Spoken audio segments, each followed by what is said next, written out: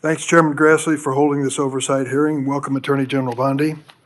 I'm glad that we are following this committee's longstanding tradition of regular oversight hearings with the Attorney General, the Director of the FBI, and the Secretary of Homeland Security.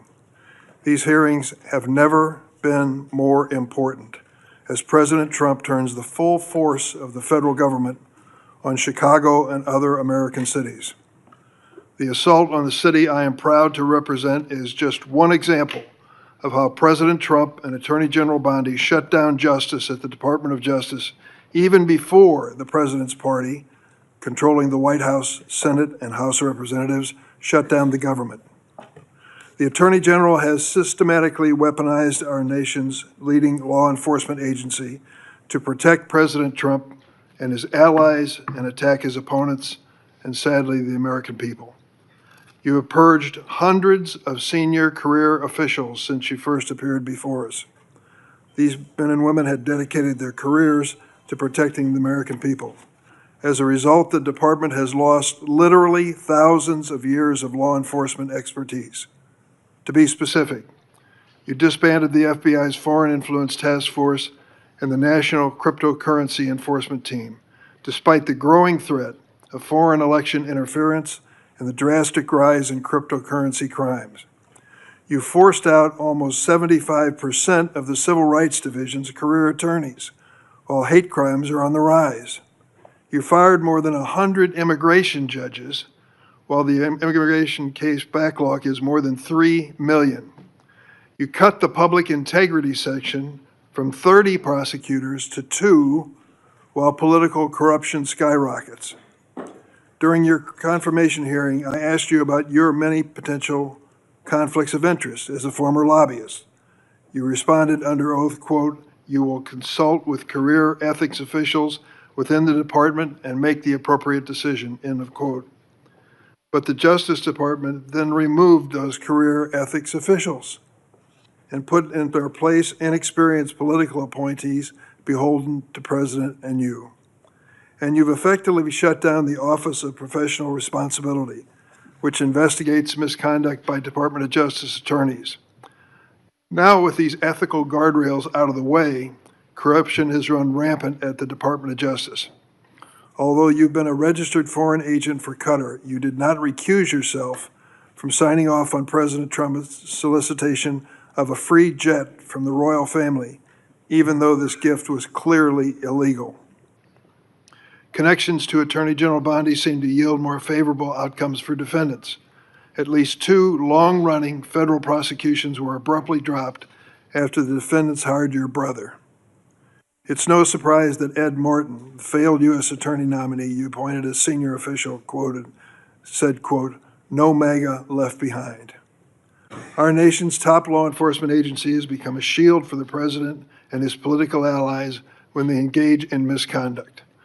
Last year, President Trump's border czar, Tom Homan, was allegedly recorded accepting a $50,000 bag of cash in exchange for promising immigration enforcement-related contracts.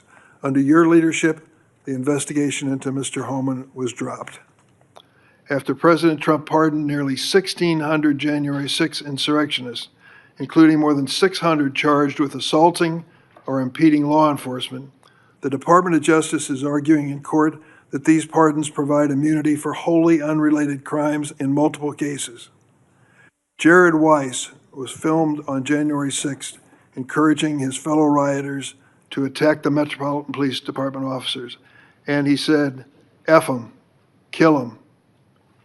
What happened to Mr. Weiss? He's been hired by you as a senior advisor. In February, you said the Epstein client list was, quote, "sitting on my desk right now for review." 8 months later, you still haven't produced these files, and a credible whistleblower told my office that FBI agents were directed to flag any records in which President Trump was mentioned. The Department of Justice ordered the dismissal of corruption charges against the former New York City Mayor Eric Adams in a corrupt backroom deal to secure his cooperation with the president's immigration agenda. Acting U.S. Attorney Daniel Sassoon, a Republican appointed by President Trump, resigned in protest. Acting U.S. Attorney for the Eastern District of Virginia, Eric Siebert, a Republican appointed by President Trump, was forced to resign because he didn't believe there was sufficient evidence to indict New York Attorney General Letitia Adams or former FBI Director James Comey. In his place, President Trump installed his former personal attorney, someone with no prosecutorial experience, to indict Director Comey, which she did. She joins a network of unqualified MAGA loyalists masquerading as federal prosecutors, like Alina Habba, who said she would use her position to, quote, turn New Jersey red, close quote, and Sigil Chattah, who once said that a black political opponent was, quote, should be hanging from an effing crane, end of quote. The President and Attorney General attempted to bypass the Senate to install these unqualified extremists. Where do you find these people? Courts have ruled that both Ms. Habba and Ms. Chattah are serving in their roles illegally, jeopardizing countless prosecutions by your office. Why? And that's just one example of how the Department of Justice is making America less safe. Attorney General Bondi shut down the Organized Crime and Drug Enforcement Task Force, OSADEF, which has dismantled thousands of criminal organizations. And you diverted thousands of FBI, DEA, and ATF agents and DOJ prosecutors from their critical missions to carry out the president's mass deportation agenda. Attorney General Bondi, not surprisingly, federal drug prosecutions have dropped to the lowest level in decades. Let me repeat that. Federal prosecutions for drug crimes have dropped to the lowest level in decades on your watch. The Department of Justice has also unilaterally terminated 373 grants that provide critical funding to state and local law enforcement to the tune of $500 million. The 2026 Trump budget would slash the high-intensity drug trafficking areas program known as HIDA by more than a third, from $300 million to $196 million. Instead of taking common sense steps that have proven to help reduce crime, Attorney General, you're focusing on helping President Trump play strongman on television. He has illegally deployed troops to Chicago and other American citizens and has threatened to send more. The Justice Department defends this dubious legal basis for these deployments and diverts DOJ personnel and their components to assist in these efforts.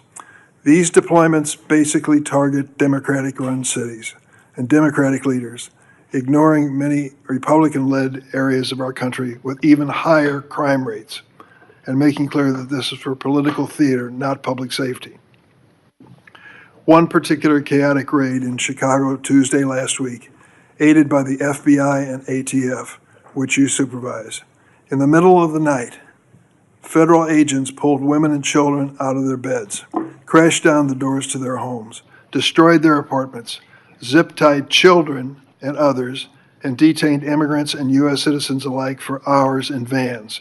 When one witness complained about the treatment of the small children, an agent laughed at her and said, "F them kids." On Friday, a federal judge appointed by President Trump held that deploying the National Guard in Portland is illegal.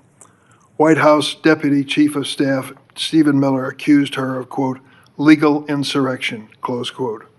At a time of rising threats to federal judges, this kind of language is inexcusable. Last week, the President and Secretary Hegseth summoned senior military officials to a political pep rally at Quantico, where the President said he wanted to use American cities as, quote, training grounds for our military. Training grounds for our military. To fight the, quote, enemy within. Chicago is not the enemy. Our fellow Americans are not the enemy. It is abhorrent for the President, who is supposed to represent all Americans regardless of political party, to describe anyone who disagrees with him in this manner.